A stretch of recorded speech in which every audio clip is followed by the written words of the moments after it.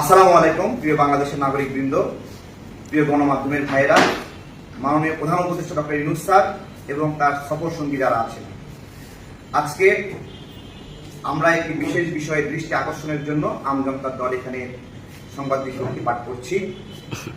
মাননীয় প্রধান উপদেষ্টা ডক্টর ইউনূসের চীন সফরকালে তিস্তা মহাপ্রকল্প বাস্তবায়নের সম্ভাব্যতা সংক্রান্ত আলোচনার দৃষ্টি আকর্ষণ। আমজনতার দলের পক্ষ থেকে জানানো যাচ্ছে যে আমাদের প্রধান উপদেষ্টা বর্তমানে চীন সফরে আছেন। তিস্তা মহাপ্রকল্প বাস্তবায়নে ভবিষ্যৎ উন্নয়ন এবং সম্ভাব্য আন্তর্জাতিক সহযোগিতার বিষয়ে আলোচনা করতে এটি একটি উপযুক্ত সময়। আমরা জানি একটি উচ্চ পর্যায়ের প্রতিনিধি দল চীন সফরে প্রধান উপদেষ্টার সাথে আছেন। 54 নদীতে 500-এর অধিক বাঁধ নির্মাণ করে ভারতের সৃষ্ট কৃত্রিম বন্যা ও খরায় বছরের পরে বছর ক্ষতিগ্রস্ত হচ্ছে আমাদের কৃষি উৎপাদন।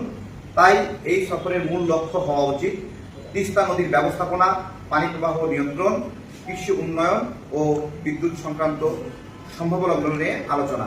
আমরা মনে করি তিস্তা মহাপ্রকল্প বাস্তবায়ন হলে বাংলাদেশের উত্তরাঞ্চলের কৃষি ও অর্থনীতিতে ইতিবাচক পরিবর্তন আসবে। এতে কৃষকদের সেচ সুবিধা বাড়বে, শিল্প খাতে পানি প্রবাহ নিশ্চিত হবে এবং নতুন কর্মসংস্থানের সুযোগ তৈরি হবে।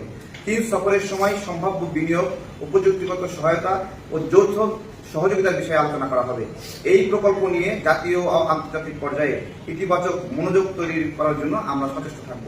মাননীয় প্রধান উপদেষ্টা ডক্টর ইউনূস যেহেতু চীন সফররত আছেন, তাই গণমাধ্যম ও যথাযথ কর্তৃপক্ষের মাধ্যমে চীনে সহযোগিতায় তিস্তা মহাপ্রকল্প বাস্তবায়নের সম্ভাব্যতা আলোচনার জন্য আমজনতার দল দৃষ্টি আকর্ষণ করছে।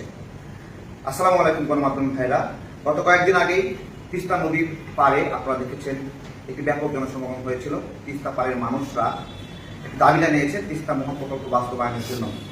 জাগো বাহে কণ্ঠে সবাই, ঠিক একইভাবে বলা হয়েছে জাগো বাহে তিস্তা বাঁচাই। তো আমাদের এই তিস্তা বাঁচলে আমাদের দেশ বাঁচবে, আমাদের উত্তরাঞ্চল বাঁচবে।